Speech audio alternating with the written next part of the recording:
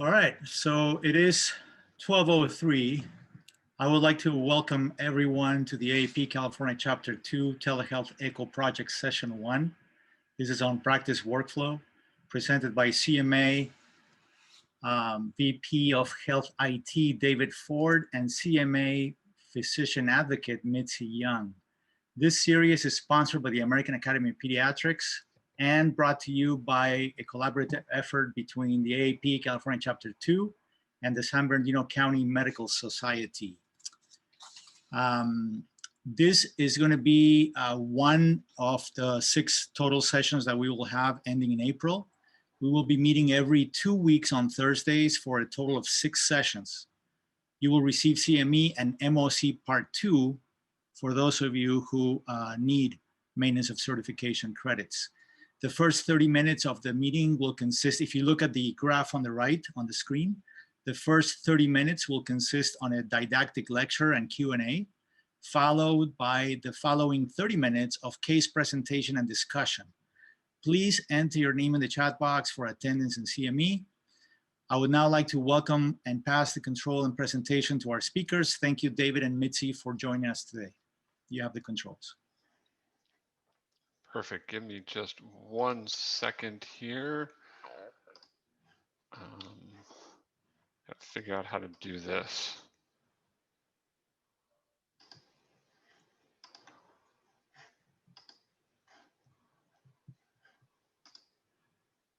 Yep. Okay, everyone can see my presentation now? Yes. Okay, good.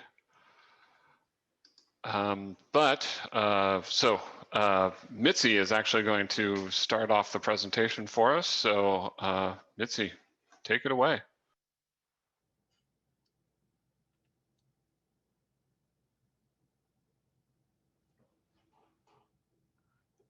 You need to unmute, Mitzi. We can't hear you. Okay, welcome to real life. I was on mute, so I apologize. So good afternoon, everybody. Thanks for joining us today. We're going to go pretty quickly through this presentation, but don't fret. You'll be able to get in contact with David and I, and we'll be able to answer questions and things like that. So you'll have all of that good stuff if you have any questions. So really what I'm going to talk about is, next slide, David, is I'm going to talk about well, we've got a disclaimer, so we just want to make sure that everybody knows that we are not going to give legal advice. We're not lawyers. That's not what we're doing. And everything that we talk about is in a generality, right? So it's not specific to any one practice. Next slide. And I come to you as a physician advocate with CMA. I've got about actually over 30 years now of healthcare management experience. And so I really try to empower practices to work smarter, not harder. And that's really my role with the California Medical Association. Next slide. And next slide. Next. Okay, so here's where we're going to get started. So really what I want to do is just kind of break down what a workflow is. So a workflow really is just the physical and mental tasks. It's performed by various people over time across roles, teams, and locations. So I'm going to talk a little bit about value mapping, value stream mapping. And I'm going to bring that up because there's lots of really great information online about value stream mapping if you want to look it up, because I think it's really, really important to understand what workflow is and how it can work in your practice, and it works really well in healthcare. So really what I want to talk about is kind of the repeatable pattern of activity, a precise sequence of operations, ensuring that the right things are done at the right time. So the key elements are repeatable patterns of activity, precise sequence of operations, adding a time element, as a measure of efficiency really generates the value stream map. So I just want to kind of give you what that value stream map looks like. Next slide. So let's talk a little bit about, obviously, time elements. That's a big piece, right? So scope, which is really from the beginning, from start to finish, and how long it takes to do the process. So value stream mapping is simply the process of visualizing all of the steps in a process from start to finish. So flow charts are really great for this. Their based approach enables us to refine a product or a service of determining whether each step yields direct value or generates waste or lack of efficiency of lost time. Because we know that in the medical practice, there really is a lot of lost time. So we really want to try to tighten up those processes. So value stream mapping is used in healthcare for designing and redefining the most effective, timely, and cost-efficient strategies for delivering high quality outcomes and patient satisfaction. So the cycle time to complete one cycle of work. So you really want to take each position in your office and figure exactly what it takes from start to finish and how long it takes for them to do their jobs. Now, a lot of people tell me, well, we get sidetracked, we get, pulled in another direction. Okay, that's okay. It's good to put those time factors in the workflows. So we really want to know, how long does it actually take to do this job, and all the steps that go along with it. So time spent doing something that is not valuable. So we're kind of talking about what steps in the cycle provide little or no value. And there are those elements in each person's role. So you really want to take a look at where is the wasted time. And then wait time, it just refers to how long your patients are waiting. So I love time studies. Certainly everything I'm talking about here today, you can reach out to me. We can talk specific about your practice, and help you kind of define this a little bit more, because again, I'm going to go through it very quickly. And then delay refers to causing something to take longer or to be late. So we have to factor all these things into value stream mapping and workflows so that we're really, really cutting out all of the waste. That's really what I'm talking about here. Next slide. So I've given a sample workflow here that kind of helps you to see, again, I'm not going to go through every step. It just kind of gives you a little graph, but this is kind of what you should be doing in your office once you figure out exactly how long that value stream mapping takes to do each role. And so you can use these as your guide. Next slide.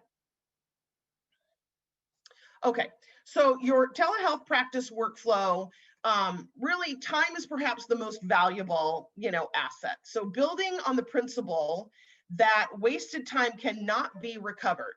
Okay, so let's begin with a focus on work cycles, or how long it actually takes to complete a process to get something done to obviously the way that you want it done in the end. Remember that most valuable insights surface in the trenches or on the front lines. So keen observation and data collection is essential. The essence of true ground up transformation. So you're really going to involve all people in the practice. So allow yourself to begin a process by throwing out all the assumptions and starting anew. What you may think is happening may in all likelihood not be the case. And I find that quite often. I'm in practices and I do practice transformation in the practices, and I see a lot of this. So set forth to develop a culture of continuous quality improvement in your practice and never rest on your laurels. Finally, never forget to tap into the patient perspective. Very, very important. If you're not doing patient satisfaction or patient experience surveys, I suggest you start right away and just keep them continually going in your practice. It's not something you start and stop, just keep them going. Because that's really where the detective work can make numerous and enormous difference. So just remember that that's kind of what we're talking about. COVID-19 required practice to recognize these workflows, sometimes twice. You've really got to figure out your balance of your in-office versus your telehealth. I don't know how people are doing a hybrid of that, but certainly that's something you got to think about, those balances. Next slide. So I did just want to put in some safety protocols, post the warning signs in your office if you need them in English or Spanish. I have them. Set up a team Obviously, while the majority of your providers and support staff should work from home, the office should be managed by a clerical support. So if you've got people in or a skeleton crew in the office, that works out really well. Maybe on your telehealth days, you would do something like that. Again, we can work specific with your practice. Next slide. Okay, and then before the visit, so implementations that I want you to consider. So effective workflows are the foundation to building blocks of us to succeed in these practice mapping. So taking each workflow a step further into value stream mapping has great potential to optimize practice performance. Value stream mapping should be applied to all of your office-based processes. So you have to look at everything and everybody's role. For managing simple day-to-day operations and tasks, such as calls on hold or systematically improving quality measures, the best way to begin to focus on the operation or task at hand, start by really dusting off those procedure manuals. And if you don't have them, I would suggest that you do them because they're really, really important for each role in the office, and determine whether or not what you are doing is actually working. Because a lot of times they're just not working. And so we need to change what we're doing. Always remember to map your workflow. It's really important that people understand how to map workflows. And then remember, this is a team sport. I think that's really important and not a top-down process. So your responsibility as a provider is to convene and coach the team, listen intently, and challenge all assumptions and measure results. So everybody needs to buy in, and people will work smarter, not harder, if you guys can kind of put this in play. So before the visit, you want to keep all your telephone lines open for patient calls. That's very important. Maintain one line, even if it's a cell phone. All providers should maintain remote access to their EMRs. So if you don't have them at home, please make sure that you do. I think that this really helps for great workflows as well. Next slide. And this will be the last slide that I'm doing today. And I would say that before, before you really look at your, entire workflows systems, you really need to make sure that you understand how to do it, that you understand that it's going to be bumpy. I really want to make that very clear. This isn't going to be a smooth, but once you get it down, remember, it takes about 3 months of doing something for it to become habit. So you really have to just get this kind of mindset going, get the staff in on all of this and working together. And then you guys will definitely be able to, make this happen. Your best practice office hours and telehealth hours on your schedule. In practice and multiple physicians, consider designated physicians who see telehealth patients exclusively. Having physicians trade days of the week. There's so many ways to do this that I really say that this is very broad, but we can work just specifically to what works in your practice, the amount of staff you have and the positions that you have. Next slide. And I am going to hand this over to my colleague, David. All right, thank you, Mitzi. And I have to give credit where credit's due. I've got some slides up here where I actually show some possible workflows. I assume this presentation will be made available to folks after the after this presentation today, but I want to give credit to the UC San Francisco Center for Vulnerable Populations. If you haven't checked out their stuff, they have some really great information on using telehealth in your practice, and they've actually published some possible workflows that might be helpful. But to start off with, we're going to talk about this portion of it, which is starting with patient scheduling before they come in for the visit. There's some things you can do that can really help make a telehealth visit go much smoother. So first of all, at the point of scheduling when you're doing a hybrid practice, which probably a lot of you are, some patients by telehealth, some patients coming in person, patient scheduling gets much more complicated because it requires likely you or one of your colleagues, a physician, to review all of your upcoming visits and really make it that clinical determination, who needs to come to the office and who doesn't. And I know there's probably some unique circumstances when you're dealing with pediatric patients. So consider things like, does the visit really require the patient to be physically present? For kids, shots. Obviously, if the kid needs shots, they got to come in. But a lot of other things might be able to, we're in cold and flu season, a lot of your sort of sniffles visits, there might be you might be able to just talk to the patient and or the parent over the phone. To the extent possible, all routine office follow-ups that don't require you to physically lay hands on the patient, you want to move them towards telehealth. We are still in the pandemic. Unfortunately, we are still in the throes of the pandemic. And, to the extent you can, keep patients out of your office. That's just safer for everybody right now. It may look different going forward if you stick with telehealth after the pandemic, but where we are right now, keep it that way. One other best practice, and Mitzi kind of touched on this. I know that you might be doing a lot of well child visits, and I know that some of the pediatricians I've talked to have talked about doing well child visits at one part of the day, sick child visits at another part of the day. So you sort of have three: the sort of the well child in office, sick child in office, and telehealth. And always you want to consider patient preference. I know I'm a busy parent. I have 2 kids. I love when I can handle things by telehealth. So I know probably a lot of the parents you're talking to are like, great, I can handle this without coming to the office. That's one less thing I have to do. Others may say, no, we really think they need to be seen.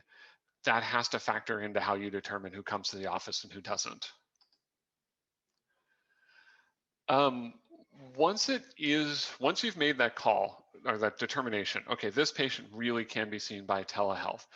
The first and most important thing is making sure you actually can see that patient by telehealth, that they have access to the technology. I don't know any of your patient makeup, but obviously you're likely not dealing with older patients, but you may have patients who are underserved, who may have difficulty, may not have access to broadband internet. One way that I've seen a lot of practices work this into their workflow is talk to the patient at the time of confirming the visit. Build a little more time into that confirmation call to say, we've got you on the calendar for 3 o'clock on Tuesday. You're seeing the doctor via telehealth. Can we take a minute right now and just make sure that your technology is working, that you know how to get into the system? And confirm that they will have a device available at that time that can use the technology. Whatever device you're using, it's just a good time to make sure that happens. It can save a lot of trouble the day of the visit. One other thing we're seeing a lot of practices do, and I have some good examples of this that I'm happy to share, is sending out a checklist. I know one of the difficulties that physicians are having with telehealth, and maybe more acute in pediatrics, is having patients understand this is still an office visit. You are still seeing the physician, and you need to do all the same things you would do if you were coming into the office to see the physician. So obviously being sure the device is fully charged is a big one. There's nothing worse than having a telehealth visit that fails halfway through because somebody's iPad dies. Being in a quiet location, turning off those other electronics, we're all guilty of it. Being on Zoom calls and checking our phones. I've heard many pediatricians talking about parents who leave the TV on while they're trying to talk to their patient. So just make sure we're reminding folks, let's be in a quiet place. Let's turn off all those distractions. Obviously, in the case of pediatrics, there will likely almost always be a family member available if needed. And then having those medications on hand and just sending out that checklist and making sure that the patient has all those things ready to go. Now, I'll give you a couple options of how these things can work once we're here and once the patient is actually getting on the call. So this is one thing I just throw out because I heard a physician on one of my earlier webinars talk about how she does it, and I've subsequently heard other physicians say, yeah, that's actually kind of how we do it. So whatever device you're using to do telehealth, whether it's a laptop, whether it's an iPad, whatever it is, if you can, one way that I've seen works really well is to use 3 of them and have, your front office person who would normally, bring the patient in, check them in, get them in the waiting room. They do that in the virtual setting. They room the patient on the device, get them on, make sure they're on, they can hear. I know some physicians are using Zoom, and one way I've seen them do it is have sort of one Zoom that acts as the waiting room, and then send people into breakout rooms, I'm sorry, as they see the physician. But that happens on a second device. The physician sees the patient. And then there's a third device where there's a staff member talking to patients who have already been seen for billing, follow-up care, all of that. But then once the physician is done with the patient, everybody just swaps devices. That seems to work for a lot of practices. I know it involves a little more shuffling. You may not have devices that can handle it, but if you do, it is one way that seems to work really, really well. Rooming the patient is a little bit different in a virtual setting. Obviously, getting the patient on, checking that internet connection, asking one more time, are you sure your device is charged? If you're not plugged in, do you need to plug it in before you see the doctor? Taking a look around, for, other than in Zoom where we all might use virtual backgrounds of places we want to go when the pandemic is over, on most platforms, you can just take a little bit of a look around and confirm that the patient looks like they're in an appropriate location. Hey, it looks like you might be in a crowded location. Can you go someplace quieter? And run through that checklist again. Do you have your medications? Do you have any questions you want to ask the physician? Very similar to what you might do in the waiting room, but you're doing it in the virtual setting. One thing I do want to mention, this is actually waived for the moment during the public health emergency, but still is definitely a best practice, is to obtain patient consent to be seen by telehealth. This is required in California law. It is waived at the moment, as I say, during the public health emergency, but if you're gonna keep telehealth going after the pandemic is over, just a best practice. As I say, it can be verbal, so you don't need anything in writing. You can just ask the patient, are you okay being seen in this way and not coming to the office? If it is verbal, just make sure you document that somehow in your notes. So I will, I notice we're bumping up against the time for the subsequent pieces of this presentation. So I will just say, we've got in our presentation, we have a couple of just sample workflows. I know a lot of folks right now are using Zoom for telehealth.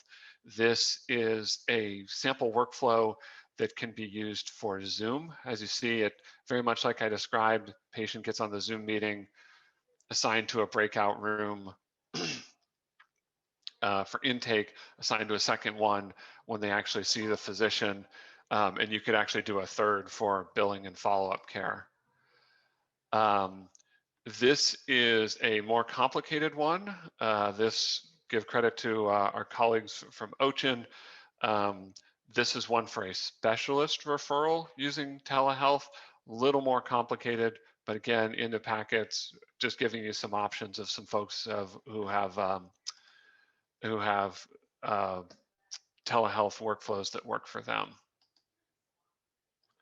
And then that one you've already seen. Oh, right. So after the visit, as I mentioned, passing it off for scheduling, follow-up, billing, all of that. Documentation of a telehealth visit is a little bit different from an in-office visit. There's different codes. There's some different requirements. And this is especially true if you're using a telehealth platform that is not integrated into your electronic health record system. If it is, this is a little more seamless, but if not, you have to do the visit and then stop and then document it. I was going to plug one webinar that CMA did on October 29th. Interestingly, the woman who did the webinar on coding and billing of telehealth visits, Mary Jean Sage, on our webinar on October 29th, is doing your webinar. I think it's next week. So I will plug that. She's very good and will walk you through this step. Right now, I just want to put it on your radar screen. CMA also has a document on our website called the Telehealth Practice Implementation Guide, which can help with that. Just to clarify, it's in 2 weeks. In 2 weeks, okay. So yes, in 2 weeks, Mary Jean Sage, she is amazing. She's wonderful. She will do a very good job for you guys. I've seen her presentation before, wonderful. There's a couple links in here to some other resources. But I think at this point, as I know we're bumping up against time, so we might want to move on to questions. Yeah, so if everyone, please feel free to open up your cameras, turn on your camera so we can see everybody on the screen. If you have any questions, please feel free to speak up.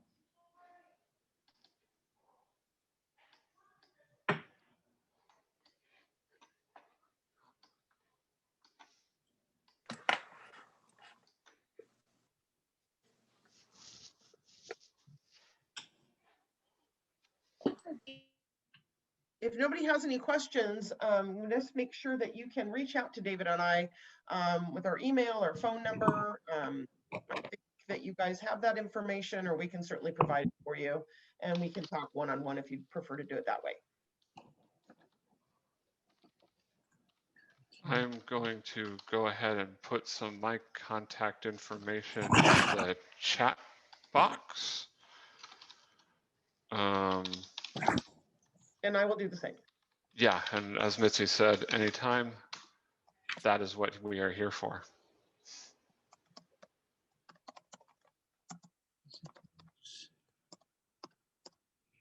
Wonderful. Thank you, Mitzi and David, for a wonderful presentation. We will have more time to address anything from the presentation. If any questions come up as Dr. Akhil Sharma presents his case. We're going to go into the next segment, which is case presentation and discussion. I want everybody to know that we need interesting cases, hopefully that are relevant to the topic being discussed on the particular day that we're meeting. And I will be sending to everyone a Word document that is the template for the form, so that if you feel that you may have a case that you would like to share with the group so that we can all discuss it, you can email that case to me prior to the upcoming sessions. And I'm going to be sending that to everyone via email after our session is over. See if I can move on to the next. There we go.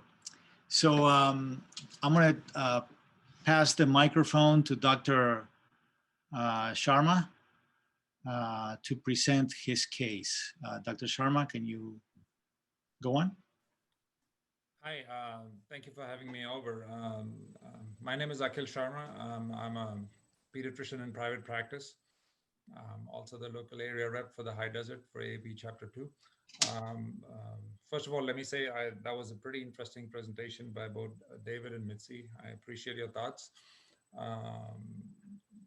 The reason when I was asked to bring a case over for telehealth, what I tried to look for is the most typical case that we find.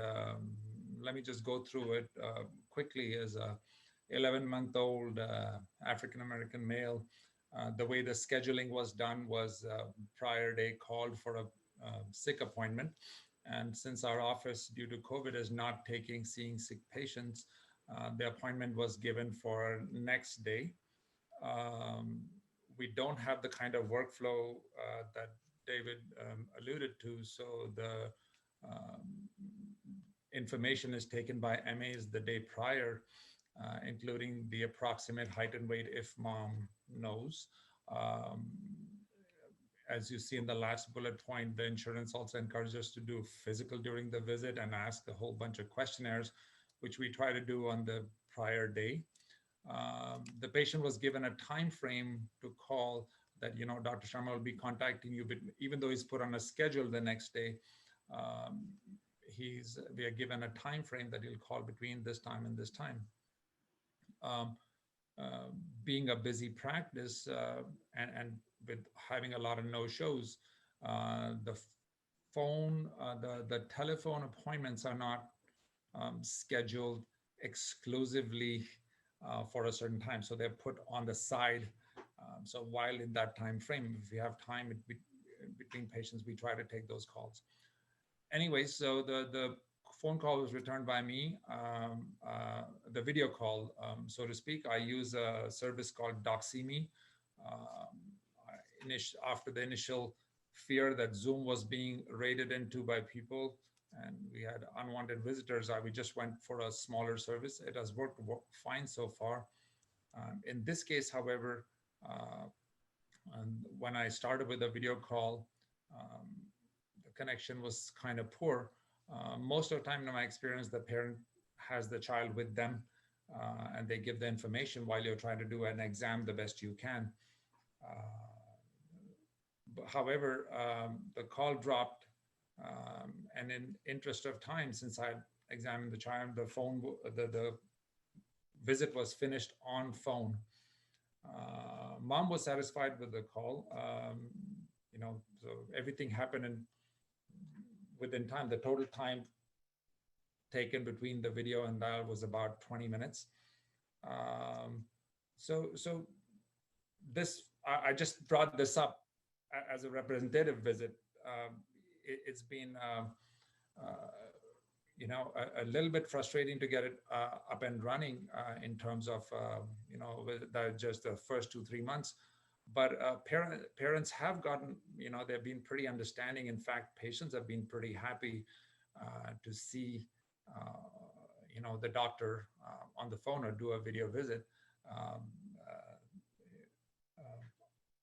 That's where I stand. I mean, like in terms of workflow, I know David had mentioned that to me, it's tough to, in a single or a few physician practice, in private practice, it's tough to have the kind of resources to make sure that we have like multiple tablets or, create those rooms. Like just in this instance, between me going on the video and then finishing the call on the phone, the patient, was no longer with mom. Mom had to leave for work. So these are some of the problems that, I just wanted to highlight. I don't know if there's any comments on that, and if we can get some ideas as to how to, for smaller practices, how to improve our workflow.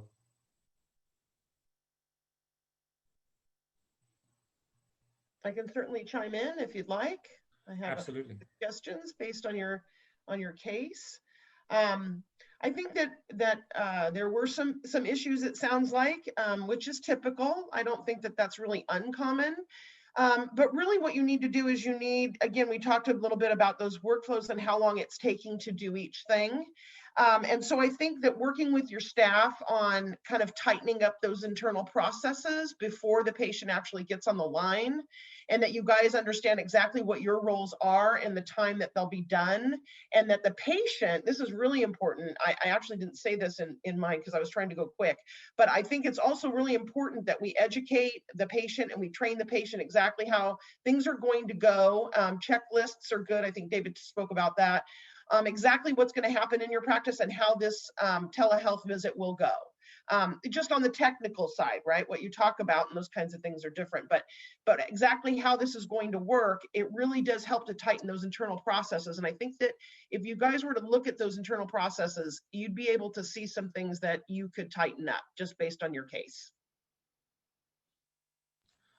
Would we be able to get some sample workflows from busy practices, or the checklist?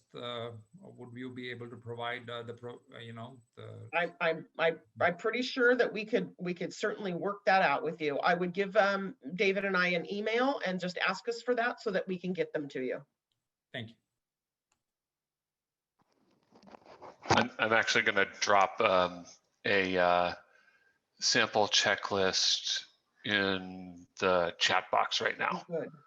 I was able to find it in my files for here. So This is there, Dr. there's. Rajasekhar.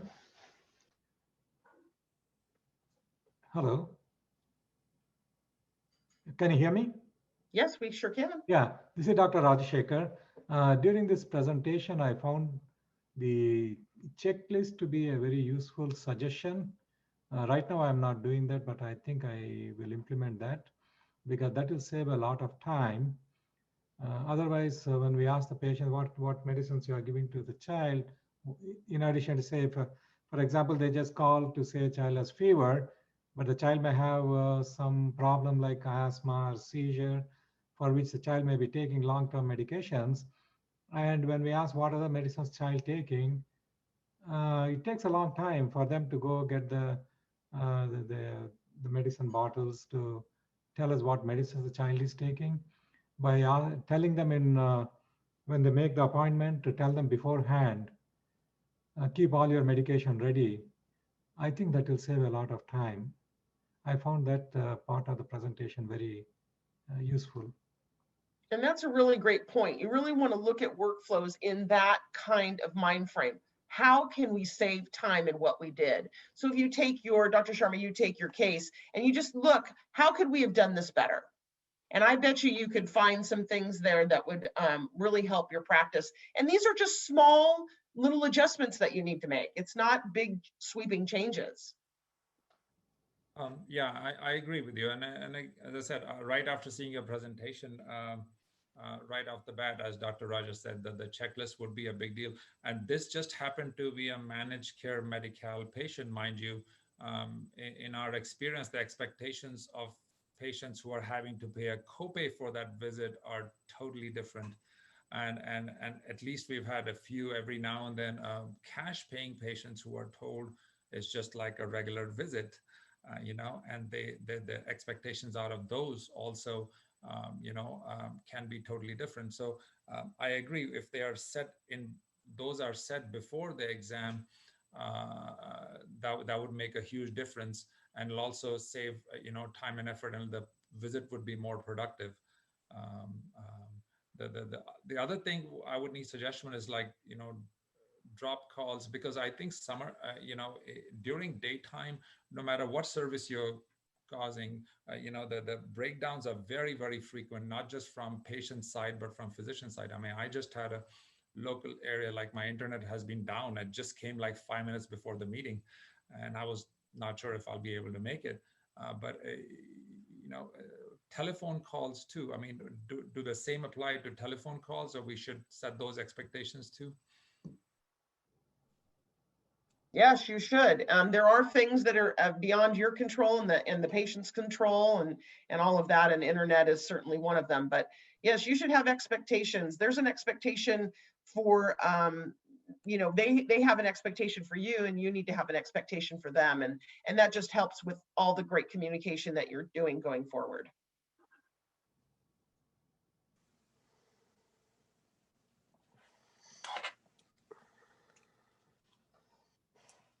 Does anybody else have any particular comments on an experience that you've had in your practice with workflow gone wrong? I'd like to add something. Can you guys hear me? This is Yes. Dr. Watson. Dr. Watson, go ahead. You can hear me okay. Yeah, I'm not going to look at the camera because I'm driving. So You are gone, Tim.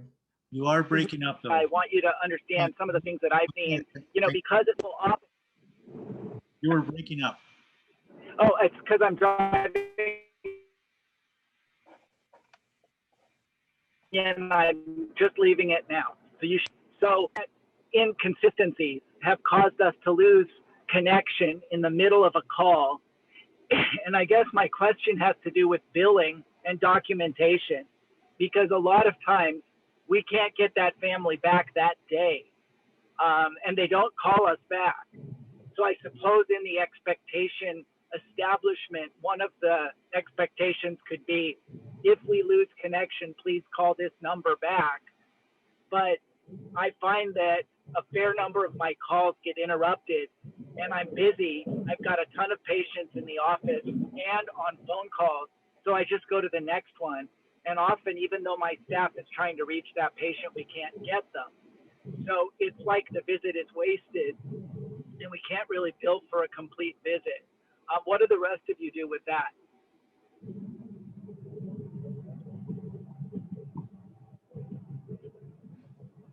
Well, at least for my part, if a visit is half done, we just document it as half done. And, thankfully, majority of them are managed care, like Medi-Cal patients, that it's data submission. We don't know whether we get paid for that or not, but at least the documentation is correct. And I usually follow up with a phone call the next day from my staff saying, do they still need to be seen, or was there problem well answered, or no? That's my approach. I don't know if it's the right one.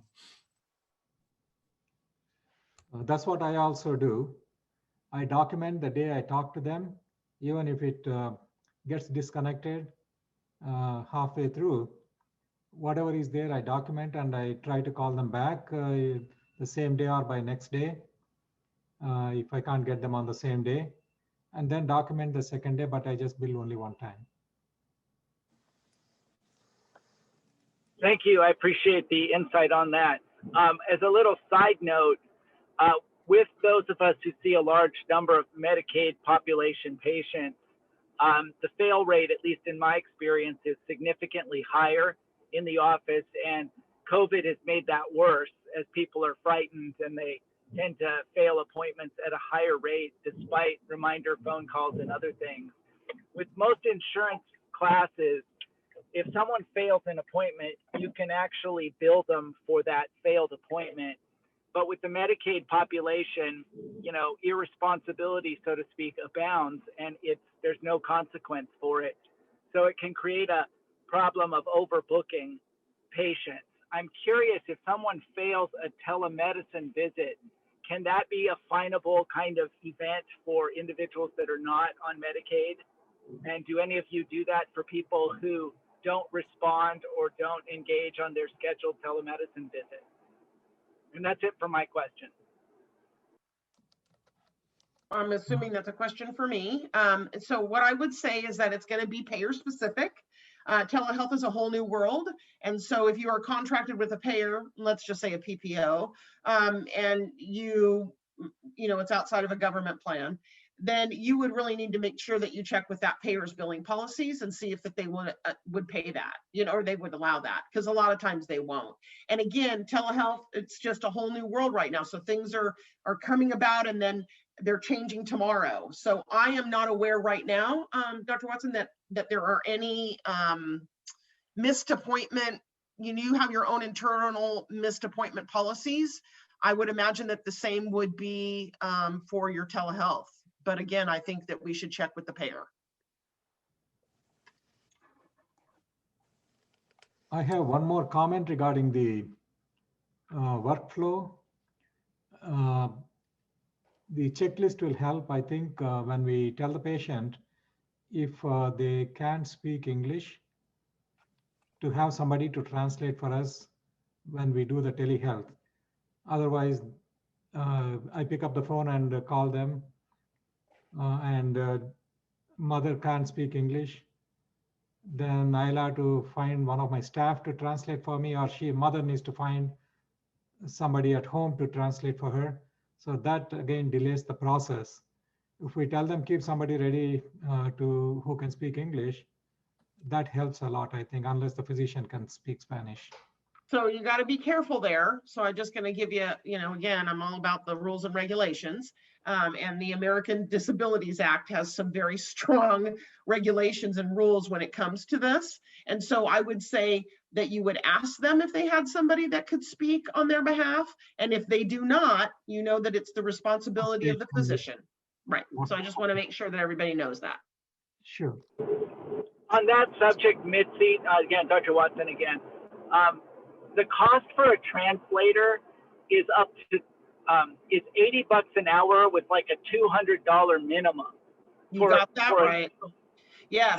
So I will tell you that many insurance companies actually do have translation and sign language that they'll pay for their enrollees. Many of them pay for it. All you need to do is give them a 72-hour advance notice, and they will have somebody ready for you. And if that becomes a problem, I really would like to know about it if I could. Okay, thank you.